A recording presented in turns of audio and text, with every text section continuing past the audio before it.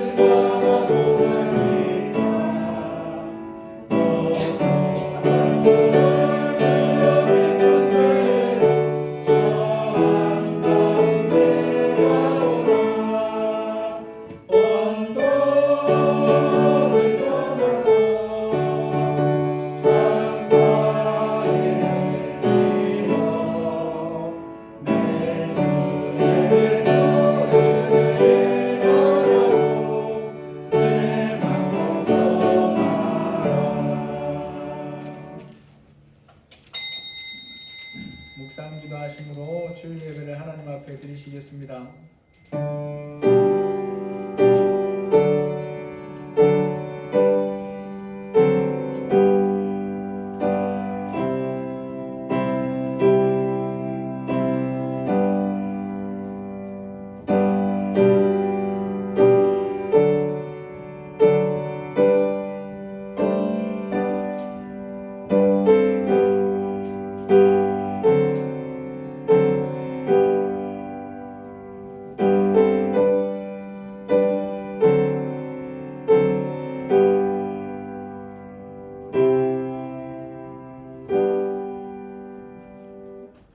야곱의 하나님을 자기의 도움으로 삼으며 여호와 자기 하나님에게 자기의 소망을 두는 자는 복이 있도다. 여호와는 천지와 바다와 그 중에 만물을 지으시며 영원히 진실함을 지키시며 억눌린 사람들을 위해 정의로 심판하시며 줄인 자들에게 먹을 것을 주시는 이리로다. 여호와께서는 갇힌 자들에게 자유를 주시는도다. 하나님 아버지 감사합니다. 오늘도 세상 생각 속에 갇히기 쉬운 저희들을 불쌍히 여겨주셔서 주님 앞에 참된 자유를 누리며 살게 하시려고 주님 앞에 불러주신 것을 감사합니다. 우리가 그 뭔가에 잡혀있든지 거기서부터 다 참된 자유함을 허락해 주셔서 이 시간 주님 앞에 온전히 예배하는 우리의 영혼이 회복되는 귀한 시간이 되게 하여 주옵소서. 예수님의 이름으로 기도드립니다. 아멘. 찬송가 23장입니다.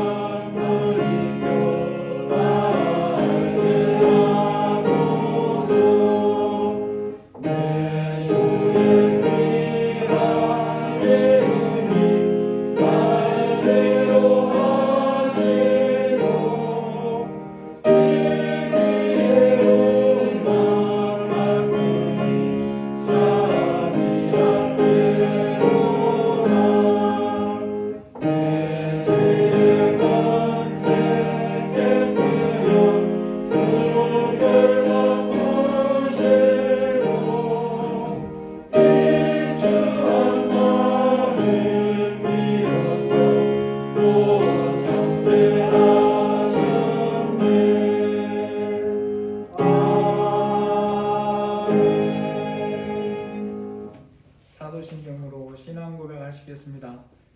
전능하사 천지를 만드신 하나님 아버지를 내가 믿사오며 그 외아들 우리 주 예수 그리스도를 믿사오니 이는 성령으로 잉태하사 동정녀 마리아에게 나시고 본디오 빌라도에게 고난을 받으사 십자가에 못 박혀 죽으시고 장사한 지 사흘 만에 죽은 자 가운데서 다시 살아나시며 하늘에 오르사 전능하신 하나님 영원한 자 계시다가 저리로서 산자와 죽은 자를 심판하러 오시리라.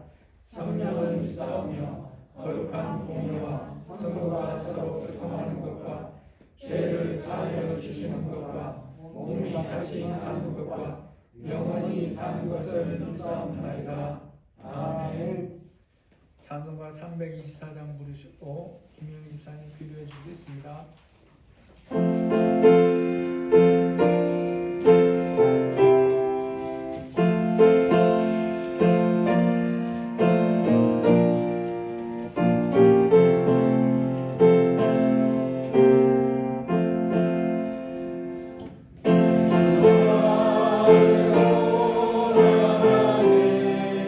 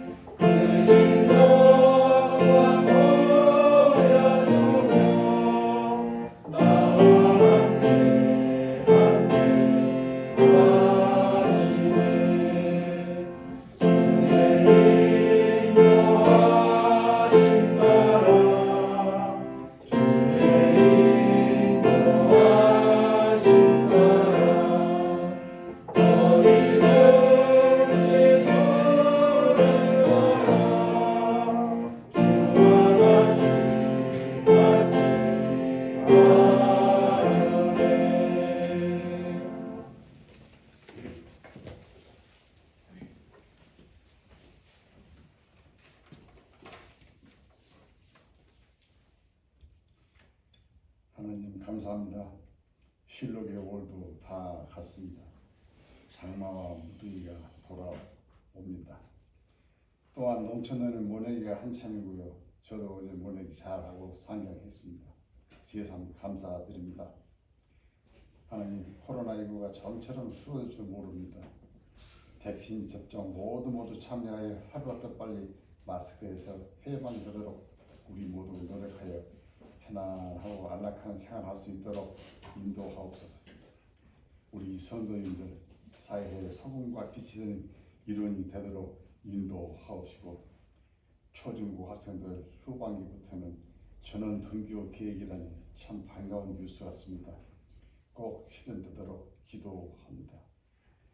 성령 말씀 선포하시는 박현선 목사님, 힘 있는 말씀 전하도록 성령 충만 부어 주셨고, 옆에서 항상 보필하시는 사모님 항상 건강 지켜 주시옵소서.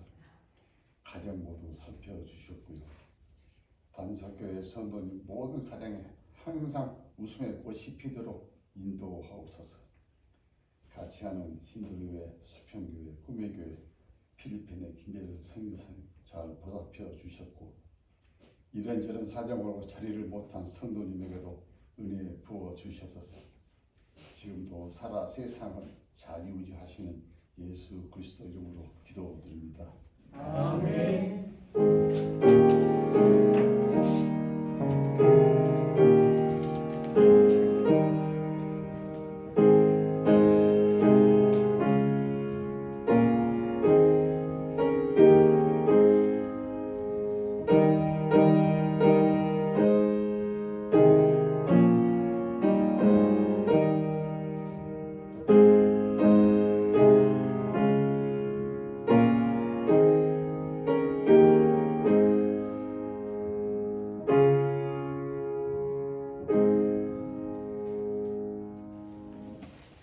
하나님 말씀 보시겠습니다. 출애굽기 19장 3절에서 6절 말씀입니다.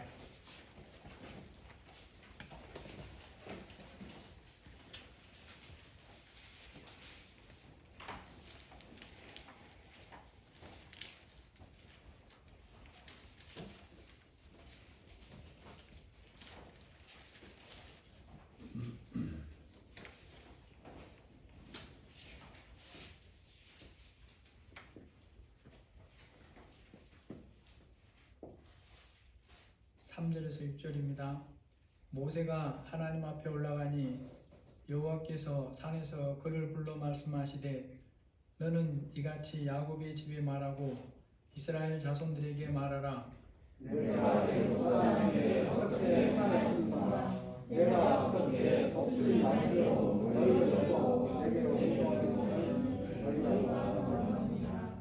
세계가 다 내게 속하였나니 너희가 내 말을 잘 듣고 내 언약을 지키면 너희는 모든 민족 중에서 내 소유가 되겠고 너희가 내게 대하여 택하는 나라가 되며 거룩한 백성이 되리라. 너는 이 말을 이스라엘 자손에게 전할지니라. 아멘. 각 나라에 있는 모든 땅은 그 위치가 어디에 있든지 주인이 있습니다. 그 나라 국민 개인이 주인이든지 국가가 주인이든지 주인 없는 땅은 없어요. 등기가 되어 있지 않을 수는 있지만 주인은 있는 것입니다. 각 나라 법에 따라서는 그 나라에 속한 땅인데도 그 나라 사람이 가지지 않은 다른 사람이 가진 땅도 물론 있죠. 외국인이 땅을 사도록 허락한 그런 나라들이 있어요.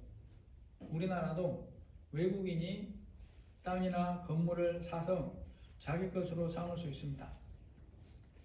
그래서 그 나라 법을 지키기만 하면 그 주인이 자기 것을 자기 뜻대로 사용하는 것에 대해서 그 나라가 방해하거나 시비하지 않습니다.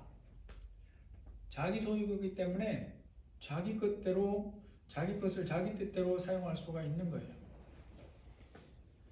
그런데 지구촌에 있는 땅인데도 주인이 정해지지 않는 땅도 있습니다. 그 크기가 어마어마하게 커요. 그게 바로 남극 대륙이죠. 넓이에서 보면 오세아니아나 아니면 유럽보다도 남극 대륙이 더 큽니다. 그런데 그렇게 넓은 어마어마한 땅에 주인이 없죠. 왜 주인이 없겠습니까? 국제법으로 이곳은 주인이 특정한 나라가 주인이 아니다 라고 정하기로 해서 실제로 유엔에서 정해놨기 때문에 그렇습니다. 그러면 다른 행성은 어떨까요? 사람이 발로 밟은 그 달에 주인이 있습니까? 미국이 1969년에 아폴로 1호를 타고 와서 처음으로 그곳을 밟았습니다. 그래도 그것은 미국의 것이 아닙니다. 다른 별이나 행성은 나라나 개인 주인 없도록 그렇게 또한 정해놨다라는 거죠. 여러분, 그러면 정말로 우주 만물 중에 주인 없는 것이 있겠습니까? 하나님을 모르는 사람들이 생각하기에는 그렇게 말을 합니다. 그리고 그들은 그렇게 말해도 어쩔 수가 없어요. 왜냐하면 그들은 그 주인이 누군지를 처음부터 모르기 때문에 그렇습니다. 그러나 하나님을 아는 사람들은 다릅니다. 우주 만물에는 분명한 주인이 있고 그래서 그 주인을 인정하고 삽니다. 그 주인이 누구겠습니까? 만든 분이 주인이죠. 학교에서 뭔가 숙제를 내줘서 만들기를 합니다. 그리고 그 뒤에다가 이름표를 붙여서 창문이나 뒤쪽에 갖다 놓기도 해요. 모르는 사람은 이름표를 모를 때 이게 누구 건지 모릅니다. 그러나 그것을 만든 사람은 압니다. 말 안 해줘도 알아요. 그리스도인이라면 우주의 주인이 누구인가를 인정을 합니다. 우주 만물은 누가 지으셨는지를 알기 때문에 그렇죠. 창세기 1장 1절에서 2장 1절까지 보시면 태초에 하나님이 천지를 창조하시니라. 하나님이 지으신 그 모든 것을 보시니 보시기에 심히 좋았더라. 저녁이 되고 아침이 되니 이는 여섯째 날이니라. 천지와 만물이 다 이루니라 라고 말씀하고 있습니다. 성경에 등장하는 태초라는 단어는 시간과 의미에서 두 가지가 있죠. 첫 번째 의미는 눈에 보이지 않는 것을 지으시는 때를 의미합니다. 눈에 보이지 않는 것도 하나님이 다 지으셨는데 그 시점에 대해서 성경이 우리에게 구체적으로 알려주는 것이 없습니다. 다만 하나님이 지었다고만 말씀을 하고 있어요. 또 한 가지 의미는 보이는 세계 만물을 지으신 때에 태초, 시작이 있는데 이 두 가지를 합쳐서 언급하는 것이 요한복음 1장에 보면 1절 이하에 이렇게 말씀하고 있습니다. 태초에 말씀이 계시니라. 이 말씀이 하나님과 함께 계셨으니 이 말씀은 곧 하나님이시니라. 그가 태초에 하나님과 함께 계셨고 만물이 그로 말미암아 지은 바 되었으니 지은 것이 하나도 그가 없이는 된 것이 없느니라. 성경에 처음 사용하는 태초는 물리적인 그런 시작의 태초입니다. 창세기 1장 1절에서 말씀하는 태초인데 눈에 보이는 물질로 된 우주 만물이 처음으로 만들어진 때를 의미하죠. 그래서 이것은 시간적인 의미에서의 태초이고 상태로 보면 아무것도 없는 상태에서의 태초이고 하나님께서 말씀으로 천지와 만물을 지으신 그 태초다라는 거죠. 앞에서 잠깐 언급한 것처럼 하나님을 모르는 사람들은 이 일을 부인하죠. 근데 우리가 여기서 하나 잠깐 생각해 봐야 될 게 있어요. 그러면 그런 사람들이 이 태초에 대해서 무엇을 알고 나서 하나님의 창조하심을 부인하는가라는 거죠. 전혀 그렇지 않다는 것입니다. 여기에 대해서 아는 것이 아무것도 없으면서 부인하는 거예요. 그 태초에 하나님께서 만물을 지으시는 것을 본 사람이나 아는 것이 전혀 없어요. 그럼에도 불구하고 확신을 가지고 하나님이 지은 게 아니라 하고 부인합니다. 사람의 능력으로는 여기에 대해 알 수가 없기 때문에 능력이 없어서 모른다라고 말해야 되는데 그렇게 하질 않고 하나님이 짓지 않았다 이렇게 말을 하는 거예요. 이러한 주장을 하는 사람들의 말이 마치 무엇과 비슷한가를 생각해 봐야 됩니다. 한 사람이 시장에서 금이 섞인 광물을 사서 거기서 금을 분리해내서 예쁜 금반지를 만들었어요. 그러면 그 금반지의 주인은 누구겠습니까? 당연히 금이 섞인 광물을 사서 거기서 금을 분리해서 그것으로 예쁜 반지를 만든 그 사람이 주인이에요. 그런데 어떤 사람이 그 반지의 주인이 그 사람이 아니라 라고 주장을 합니다. 그러면서 내세우는 이유가 뭔가 봤더니 자신은 그 주인이라는 사람이 그런 일을 한 것을 본 적이 없다는 거예요. 그리고 주변에 다른 사람을 통해 들은 것도 없다는 거예요. 거기다가 자기가 보기에는 아무리 살펴보더라도 그 사람에게 이런 일을 할 능력이나 기술이 있어 보이지 않는다는 것입니다. 이러한 주장이 옆에 있는 사람이 듣기에는 상당히 그럴듯하게 들려요. 그러나 이런 주장은 그 근거가 완전히 틀린 것입니다. 왜냐하면 자신이 보지 못했고 자신이 듣지 못했고 자기가 생각하기에 그 사람에게 그럴 능력이 전혀 없다라고 생각하는 것을 근거로 내세우기 때문에 이건 완전히 잘못된 거죠. 그런데 하나님의 창조를 부인하는 사람들이 내세우는 이유들이 사실은 이와 같은 것들이에요. 그러나 그리스도인은 여기에 대해서 압니다. 어떻게 아냐 그럼? 하나님이 오셔서 모세와 선지자들에게 사도들에게 말씀을 해주셨고 그것을 성경에 기록해서 오늘 우리에게까지 전해 주셨죠. 그래서 우리가 하나님이 지으신 것을 직접 보지 못했고 하나님으로부터 직접 듣지 못했지만 그 들은 사람들이 기록한 말씀을 통해서 우리에게 들려주셨다라는 거죠. 그리고 우리가 그것을 들을 때 성령님이 우리에게 깨닫게 해주셨어요. 아, 이게 맞구나. 그걸 받아들이게 해주셨다는 말이죠. 그러면 그렇게 지은 것에 대한 소유권은 누구에게 있겠습니까? 그것을 지은 분이 아닌 모르는 어떤 존재에게 있다고 말하는 게 맞겠습니까? 아니면 그 지은 분이 주인이라고 말해야 맞겠습니까? 당연히 지은 분이 주인이죠. 그래서 하나님은 자신이 지은 우주 만물에 대해서 주인이십니다. 주인의 권한을 가지고 계세요. 그렇게 만물의 주인이 지으신 하나님인 것에 대해서 성경 곳곳에서 말씀하고 있는데 이 시간 읽은 본문에도 여기에 대한 짧은 것이지만 언급함이 있어요.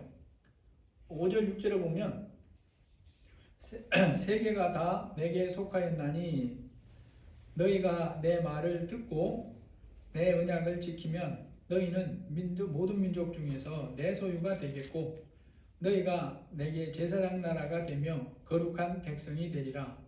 너는 이 말을 이스라엘 자손에게 전할지니라. 먼저 하나님께서 만물의 주인이 누군가를 분명하게 하고 넘어가자라고 얘기를 합니다. 누가 읽어도 주인이 누구라고 말하는 것인지 선명하게 알 수 있잖아요. 세계가 다 내게 속하였다라고 말합니다. 여기서 말하는 세계가 바로 우주 만물을 가리키는 말씀이에요.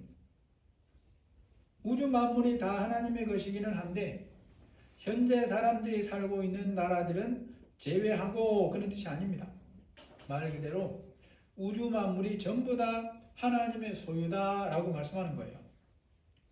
그러므로 이 말씀은 각 나라나 사람들이 등기를 해서 자기 나라나 자기 소유로 정하고 자기 나라 국경 안에 있는 것도 다 포함해서 하는 말씀이다 하는 것입니다.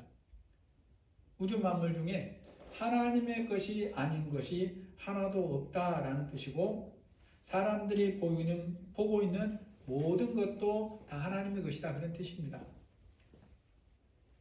하나님을 믿는 우리가 이 부분에 대해서 분명하게 알고 믿고 살아야 됩니다. 만물의 주인이 하나님이신 것에 대해서 믿지 않는 사람들은 이것을 강력하게 부인합니다. 그런다고 소유권이 달라지거나 하지 않는다는 걸 우리가 알아야 돼요.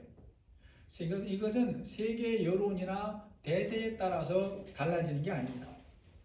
각종 교과서에 실어서 학생들에게 가르치고 세계 모든 언론이 그렇게 주장한다고 해서 만물의 주인이 하나님이라는 것이 달라지지 않는다는 거예요.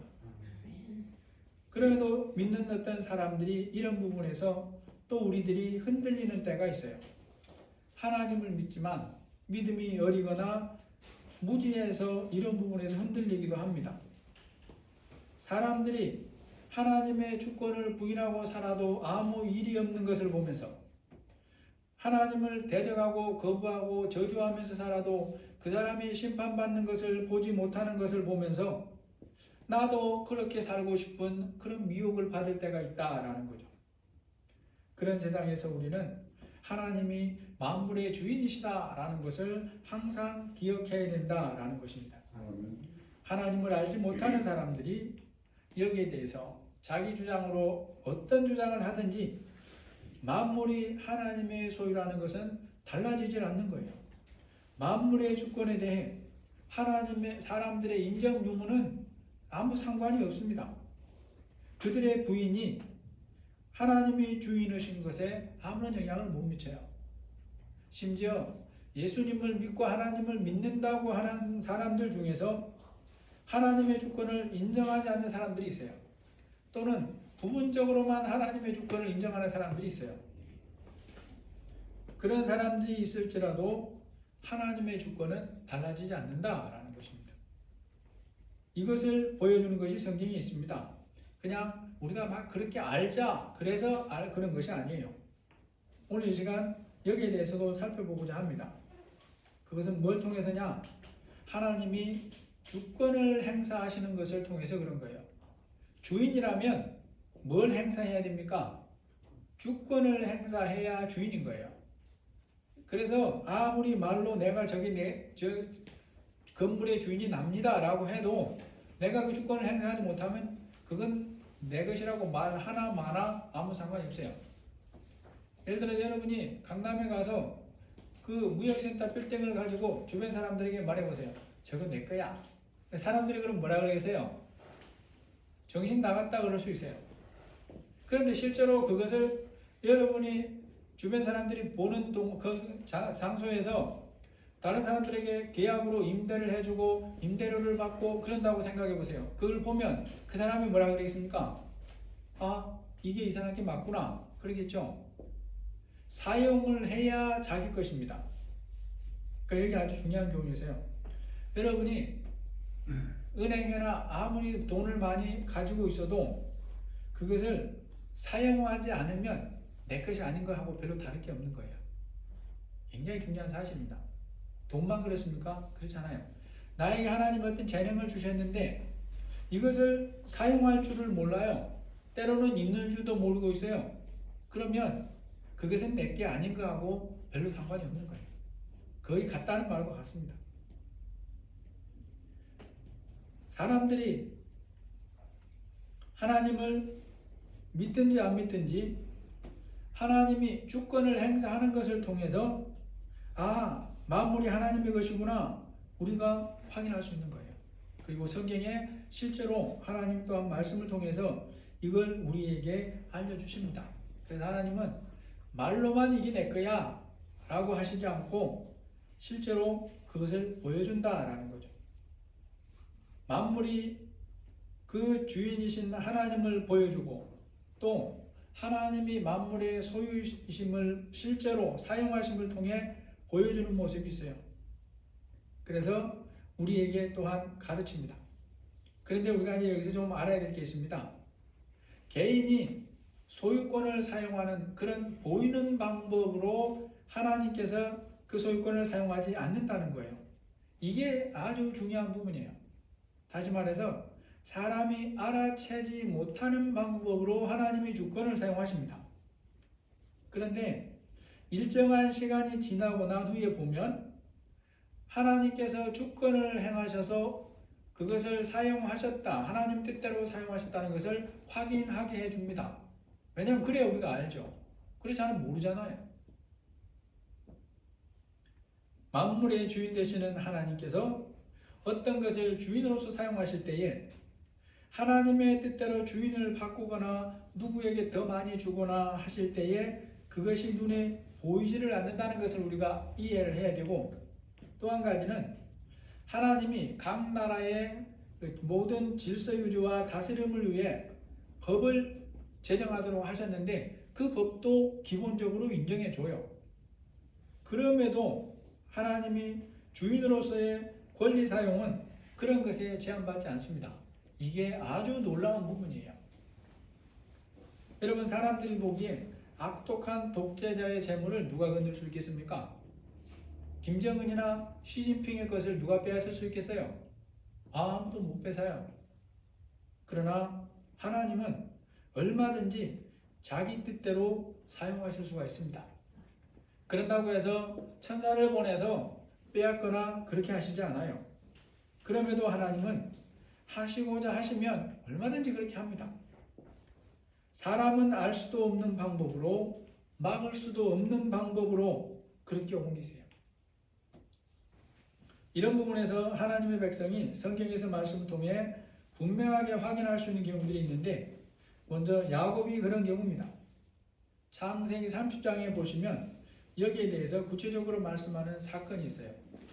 야곱이 장인의 가축을 돌볼 때에 그 장인하고 연봉 계약을 합니다. 그런데 그 조건이 사람이 보기에는 너무나 어리석어 보이는 조건이에요. 조건이 어떠냐 봤더니 자기가 돌보는 것은 다 장인의 가축인데 그 가축, 소나 양이나 염소 중에서 한마디로 말하면 점박이거나 얼룩진 새끼가 태어나는 것만 자기 걸로 삼겠습니다. 이런 제안을 하는 거예요. 다시 말해서 검거나 희거나 회색이거나 물론하고 한색으로 된 것은 다 장인의 것으로 삼고 2가지 이상색으로 태어나는 것만 자기 몫으로 삼겠습니다. 이렇게 조건을 말하는 거예요. 야곱의 제안이 너무 어리석어 보이니까 장인이 즉시로 그렇게 하겠다라고 해서 그 계약을 한 다음에 어떻게 해결했냐? 야곱에게 돌보라고 맡긴 모든 가축 중에서 2가지 이상의 색이 되는 것은 전부 골라내서 자기 아들에게 싹 줘버립니다. 자기 아들에게 맡겨라. 그리고 자기 아들이 돌보는 가축과 야곱이 돌보는 가축이 생전 못 만나도록 3일길 거리를 띄어버려요. 그러면 이제 야곱의 새끼가 될 수 있는 가능성은 뭐냐? 현재 동물 가축 중에 임신한 것이 몇 마리일 수 있을 수는 있는데 그것도 태어나는 대로 즉시 골라내야 됩니다. 그러니까 갈수록 뭐가 되겠습니까? 야곱의 몫은 태어날 게 없는 거예요. 장인이 자기 재산을 많게 하고 지키려고 철통방어를 하죠. 그런데 하나님께서 야곱의 몫으로 정한 새끼만 계속 많이 태어나게 하는 거예요. 그러자 장인이 열을 받아가지고 10번이나 수시로 조건을 바꿔버려요. 그런데도 하나님께서 그때마다 야곱의 몫이라고 정한 조건으로 생긴 새끼들만 건강하고 튼튼하고 많이 태어나게 만들어요. 그럼 하나님께서 이렇게 한 것에 대해서 성경에 확인이 없다면 우리가 모르잖아요. 야곱이 확인을 해요. 창세기 31장 9절에 보면 하나님이 이같이 그대들의 아버지의 가축을 빼앗아 내게 주셨으니라. 그 양떼가 새끼를 뵐 때에 내가 꿈에 눈을 들어보니 양떼를 탄 순양은 다 얼룩무늬 있는 것과 점 있는 것과 아롱진 것이었더라. 하나님이 그렇게 해서 라반 장인의 재산을 많은 부분을 야곱에게로 옮겨주셨어요. 그런데 여러분 놀랍죠? 사람들은 여기에 대해 알 수 있는 것이 아무것도 없어요. 막을 수도 없어요. 눈으로 보면 분명히 야곱의 재산이 확확 불어나고 라반의 재산은 거의 안 늘어나는데 막을 방법이 없는 거예요. 하나님은 만물의 주인이기에 만물을 자기 뜻대로 사용해요. 실제로 그렇게 사용합니다. 움직이는 가축만 그렇게 할 수 있는 게 아니에요. 사람들이 짓는 농사에도 얼마든지 그렇게 할 수 있어요. 이삭에게도 그렇게 합니다. 창세기 26장 12절에 보면 이삭이 그 땅에서 농사하여 그 해에 100배나 얻었고 여호와께서 복을 주심으로 그 사람이 창대하고 왕성하여 마침내 거부가 되어 양과 소가 떼를 이루고 종의 심이 많으므로. 아멘. 여러분 이삭이 농사를 해서 그 한 해라고 정해놨습니다. 그 해에 이전에 얻은 것에 비해서 100배나 얻었다 그랬어요. 이것은 물론 비유적인 표현일 수도 있습니다. 그러면 여기에 분명한 뜻이 있어요. 하나님께서 이삭에게 복을 주셔서 그 해에 이전보다 엄청나게 많은 농산물을 수확하게 했다, 그런 뜻이죠. 아멘. 아멘. 여러분, 이런 일이 어떻게 해서 이삭에게 일어나게 되었는가를 우리가 살펴봐야 돼요. 눈에 보이는 모든 물질을 하나님이 수확물을 주셨는데 어떤 방법으로 그렇게 했냐는 것입니다. 하늘에서 내리는 비와 바람과 태양, 모든 것들은 이삭 옆에서 농사 짓는 사람하고 똑같아요. 그런데 같은 조건에서 같은 농사를 짓는데 하나님께서 이삭에게 그렇게 많이 담아줬다, 이런 말이죠. 아멘. 보이지 않으시는 하나님께서 만물의 주인이시고 그것을 뜻대로 사용합니다. 과정은 말씀하지 않고 알 수도 없음에도 하나님 그렇게 해요. 사람 눈에 보이지 않는 하나님께서 눈에 보이는 물질을 보이지 않는 방법으로 어떻게 사용하는가에 대한 말씀이 잠언과 전도서에 있습니다. 잠언 13장 22절에 보면 선인은, 선한 사람은 그 사업을 자자손손에게 끼쳐도 죄인의 재물은 의인을 위하여 쌓이느니라. 전도서 2장 26절에 하나님은 그가 기뻐하는 자에게는 지혜와 지식과 희락을 주시나 죄인에게는 노고를 주시고 그가 모아 쌓게 하사 하나님을 기뻐하는 자에게 주게 하시지만, 이렇게 말씀해요. 이제 또 한 가지 우리가 알아야 될 게 있습니다. 하나님은 보이는 것만 주인이시고 그래서 주권을 사용하시는 게 아니에요. 손에 잡히지 않고 눈에 보이지도 않지만 그런 것들도 주인대로, 주인의 뜻대로 사용해요. 이것을 잘 보여주는 사람이 다니엘과 세 친구들이죠.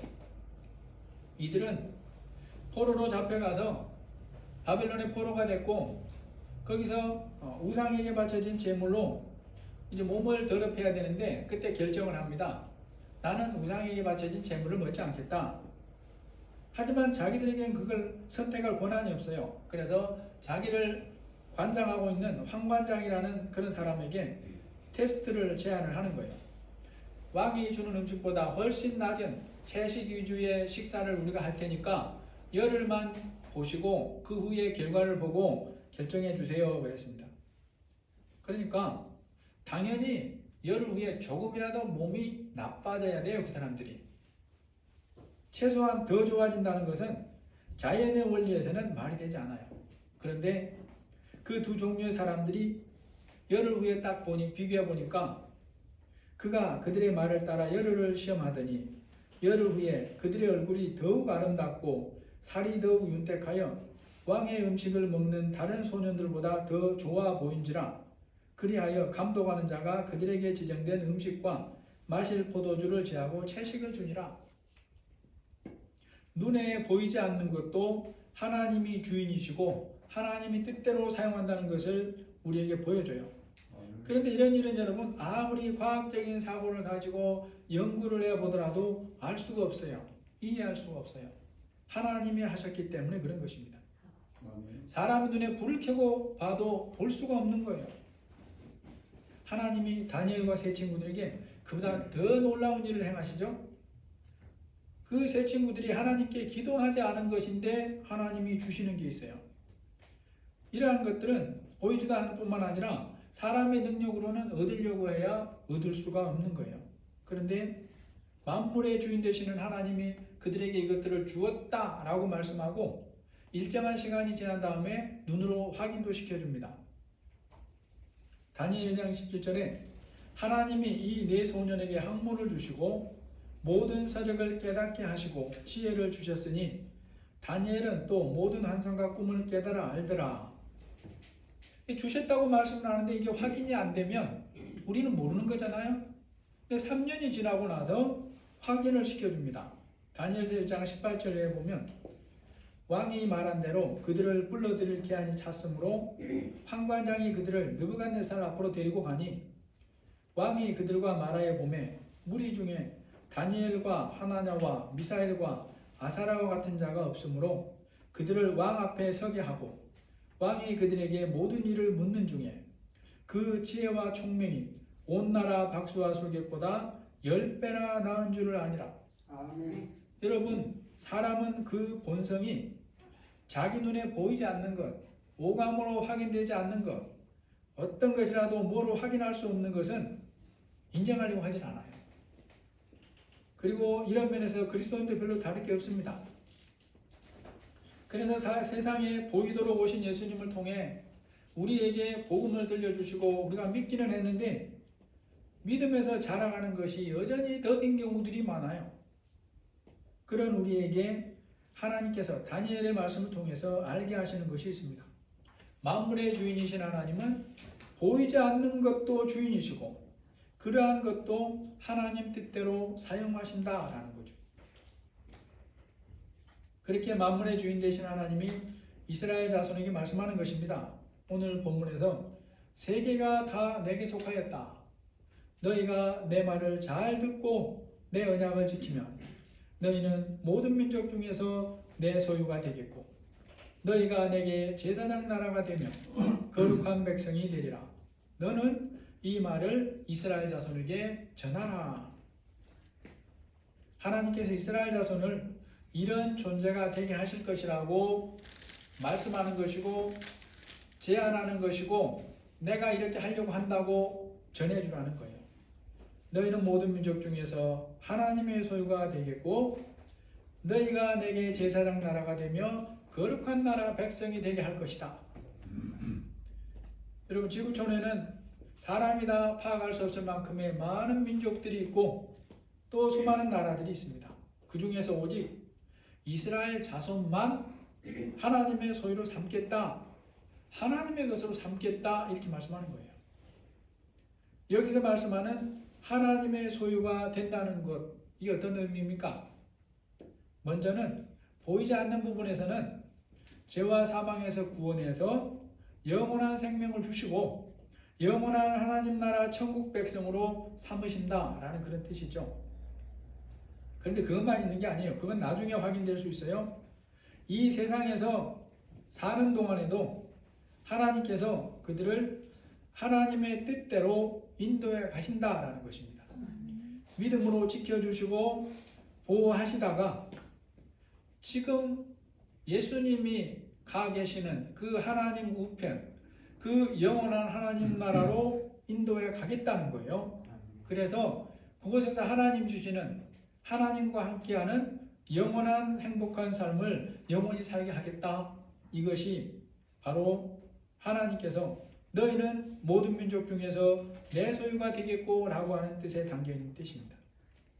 그리고 이 세상에 남은 삶을 사는 동안에도 특별하게 대하시겠다는 거예요.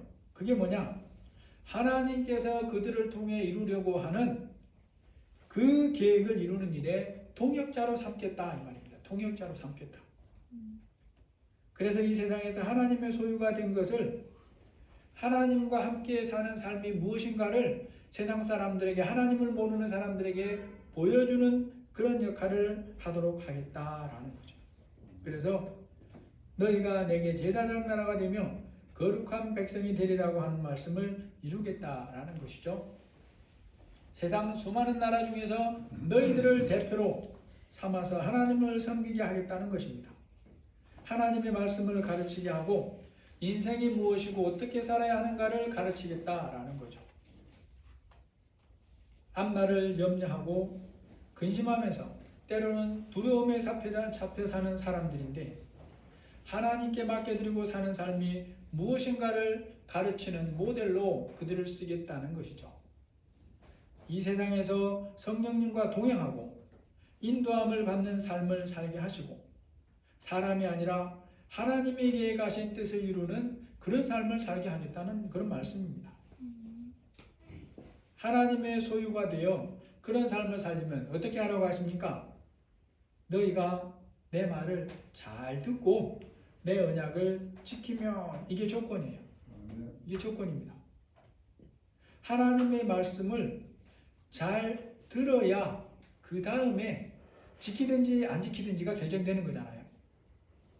안 들었거나 제대로 안 들었거나 잘못 들었으면 그 들은 것은 그 사람을 죽일 수가 있어요. 그래서 하나님 말씀하는 것입니다. 너희가 내 말을 잘 듣고 그러니까 여러분이 말씀을 읽거나 예배 때에 말씀을 잘 들어야 돼요. 귀로 듣는 것도 중요한데 마음을 열린 마음을 가지고 성령 하나님이 나에게 적용하도록 깨닫게 지금 주시는 말씀이 뭔가를 들으려는 마음을 가지고 들어야 돼요.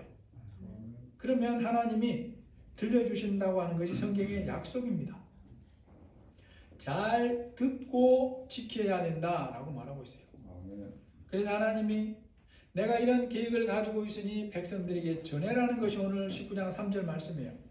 모세가 하나님 앞에 올라가니 여호와께서 산에서 그를 불러 말씀하시되 너는 이같이 야곱의 집에 말하고 이스라엘 자손들에게 말해라. 그럼 오늘 나는 이 말씀을 누구에게 하시는 말씀이겠습니까? 세상 모든 사람들에게 하시는 말씀이 아니라 하나님이 어떤 분인가에 대해서 복음을 통해서 듣고 깨달아서 믿음을 주신 그 사람들에게 하시는 말씀이에요. 그러니까 오늘 여러분과 저에게 들으라고 하시는 말씀이에요. 들어서 믿음으로 취해라 그런 말씀이죠. 오늘 말씀을 정리해 보겠습니다. 사람들은 자기 소유로 등기된 것은 다 자기 거라고 생각을 해요. 그래서 자기 마음 따라 자기가 좋은 곳에 사용을 합니다. 하나님의 백성이라면 거기에 더하여서 알아야 할 것이 있어요. 만물은 그것을 지으신 하나님의 것이고 하나님이 자기 뜻대로 사용하신다고 하는 것을 알아야 되는 것입니다. 그런데 하나님이 어떤 방법으로 그렇게 사용하는지는 사람들은 몰라요. 믿는 사람은 하나님이 그것을 어떻게 그렇게 하시는지는 모르지만 누구에게 사용하신다고 말씀하는 것은 알고 있어요. 모든 것을 하나님 마음에 합한 자, 하나님과 동역하는 자를 위해 사용하신다고 말씀하고 있고 오늘 우리가 그런 사람이 되라고 말씀하고 있다는 것을 안다는 것입니다. 하나님이 우리를 자녀로 삼으신 것은 또한 하나님의 뜻대로 쓰시기 위함입니다. 하나님 백성 삼은 자들을 향하여 하나님이 가진 최고의 계획이 오늘 본문에 있어요. 너희가 내 말을 잘 듣고 내 언약을 지키면 너희는 모든 민족 중에서 내 소유가 되겠고 너희가 내게 제사장 나라가 되며 거룩한 백성이 되리라. 하나님의 말씀을 잘 듣고 순종하셔서 하나님의 뜻대로 쓰임받는 복된 삶을 사는 우리 모두가 되시기를 예수님의 이름으로 축복합니다. 하나님 아버지, 사람은 자기 것은 자기 뜻대로 사용합니다. 만물이 하나님의 것이기 때문에 하나님의 뜻대로 사용하십니다. 그런데 그 방법을 우리가 알지도 못하고 막을 수도 없습니다. 그럼에도 하나님이 우리에게 확인시켜 줍니다. 보이거나 보이지 않는 모든 것들을 주님 뜻대로 사용한다고 말씀합니다. 하나님, 우리 성도들을 주님이 붙들어 주시고 하나님의 말씀을 잘 듣고 그 말씀을 내 것으로 취해서 이 하나님의 말씀이 이루어지고 해당하는 복된 삶을 살도록 인도하여 주옵소서. 예수님의 이름으로 기도합니다. 아멘. 찬송가 312장입니다. 일평생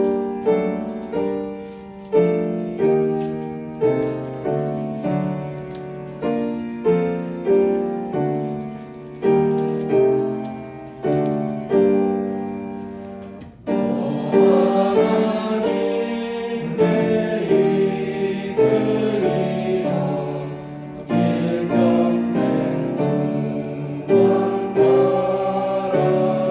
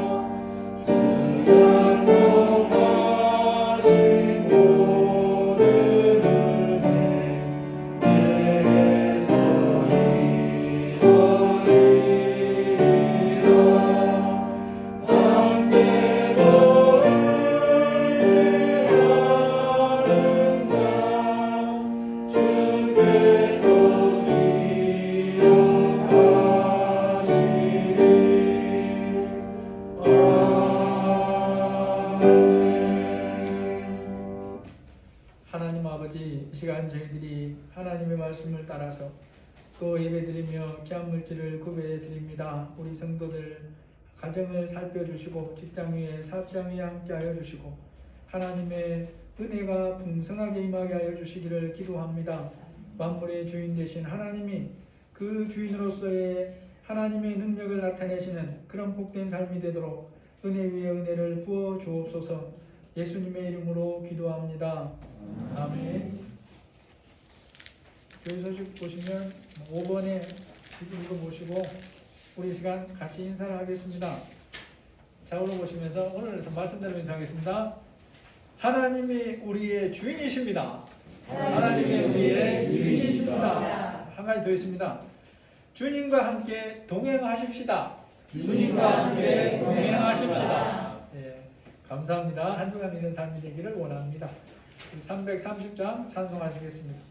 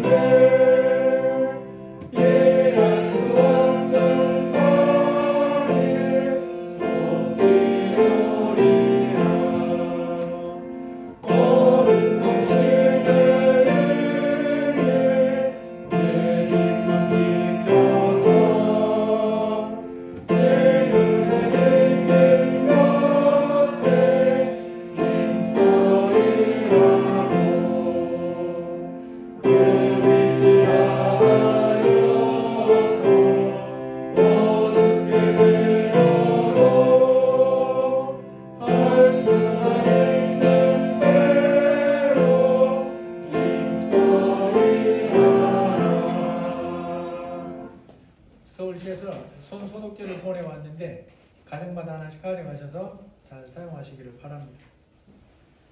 이제는 우리 주 예수 그리스도의 은혜와 하나님의 사랑하심과 성령의 교통하시고 인도하시고 보호하시는 은혜가 만물의 주인 되시는 하나님께서 만물을 하나님의 뜻대로 사용하시는 것을 아는 자답게 만물의 주인이신 하나님과 동행하기로 다짐하는 우리 모든 사랑하는 성도들 위해 지금부터 영원토록 함께 계실지어다. 아멘.